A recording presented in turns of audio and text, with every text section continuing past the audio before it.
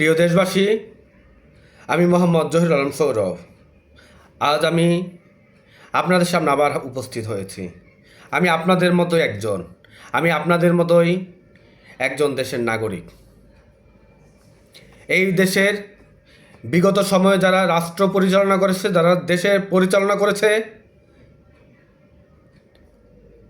এখন পর্যন্ত যারা স্বাধীনতার পর থেকে রাষ্ট্র পরিচালনা করছে, তার মধ্যে সবচেয়ে অযোগ্য,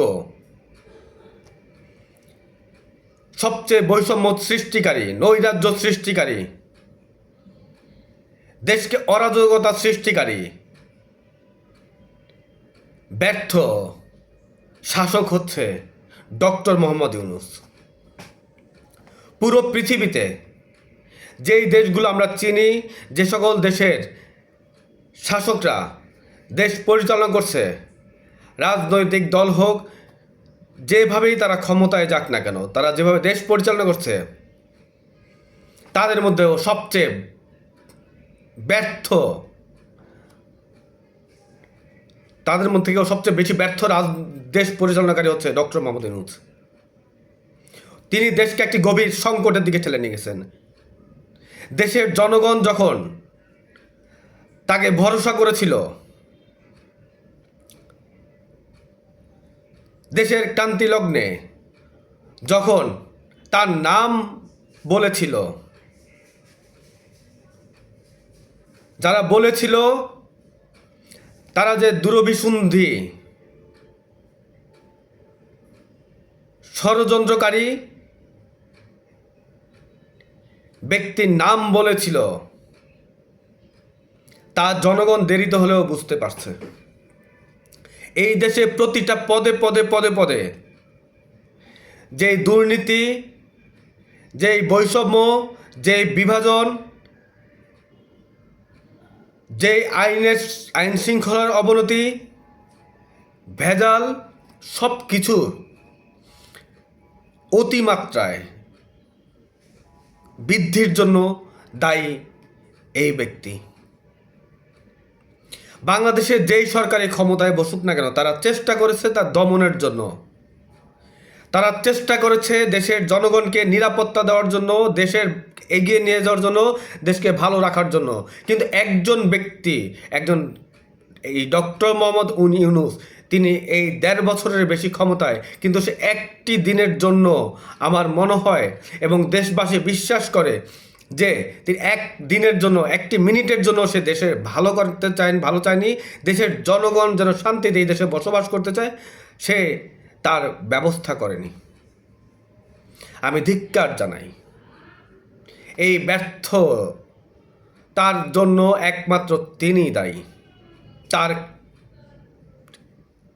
জন্যই এই দেশ পিছিয়ে গেছে। এই দেশের জনগণের জীবনে যেই দুঃখ দুর্দশা এসেছে, তার জন্য দায়ী এই ডক্টর মোহাম্মদ ইউনূস। তিনি দেশের জনগণের মধ্যে এত বেশি বিভাজন তৈরি করেছে, এত বেশি দেশের জনগণের মাঝে অশান্তি, নির্যাতন তৈরি করেছে। আইনের শাসন এরকম খারাপ পরিস্থিতি বাংলাদেশের জন্মের পর থেকে হয়নি। এই ব্যর্থতা তার জন্য তার জীবনে কোনো প্রভাব পড়বে না। এই ব্যর্থতা এই বাংলাদেশের উপর প্রভাব পড়বে, এদেশের জনগণের উপর প্রভাব পড়বে, এই দেশের প্রত্যেক নাগরিকের জীবনে প্রভাব পড়বে। এর জন্যই দায়ী তিনি। প্রিয় দেশবাসী, আমরা দেশের পরিবর্তন চাই। আমরা চাই এই দেশে শান্তি প্রতিষ্ঠিত হোক, এই বাংলাদেশ এগিয়ে যাক, এই বাংলাদেশের প্রত্যেক ব্যক্তি, প্রত্যেক নাগরিক জীবনের নিরাপত্তা পাক, জীবনের সম্পদের নিরাপত্তা পাক।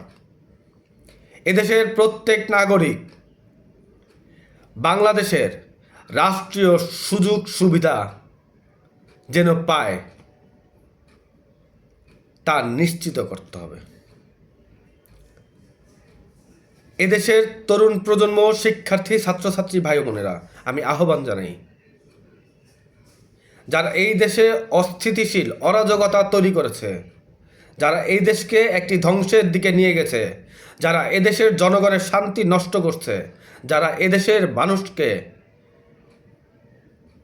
যেই মৌলিক অধিকার তা পূরণ করতে পারেনি, সেই ব্যর্থ সরকার এদেশের জনগণ আর চায় না। তাই আমরা যদি সবাই একসাথে ঐক্যবদ্ধ থাকতে পারি, তাহলে এ ধরনের ব্যক্তি যেন আর বাংলাদেশের ক্ষমতায় আসতে না পারে। তার জনকে সকলকে ঐক্যমত্য, সবাইকে ঐক্যমতের ভিত্তিতে একত্রে থাকতে হবে। এবং আমরা বিশ্বাস করি এই বাংলাদেশকে আমরা একটি সুন্দর, সুখী এবং শক্তিশালী বাংলাদেশে আমরা পরিণত করতে পারবো, আমরা গড়ে তুলতে পারবো। আর যারা আছে তারা বাংলাদেশকে শুধু লুটে পুটে খাওয়ার জন্য তারা ক্ষমতায় যেতে চায়। সৃষ্টিকর্তা যদি আমাদেরকে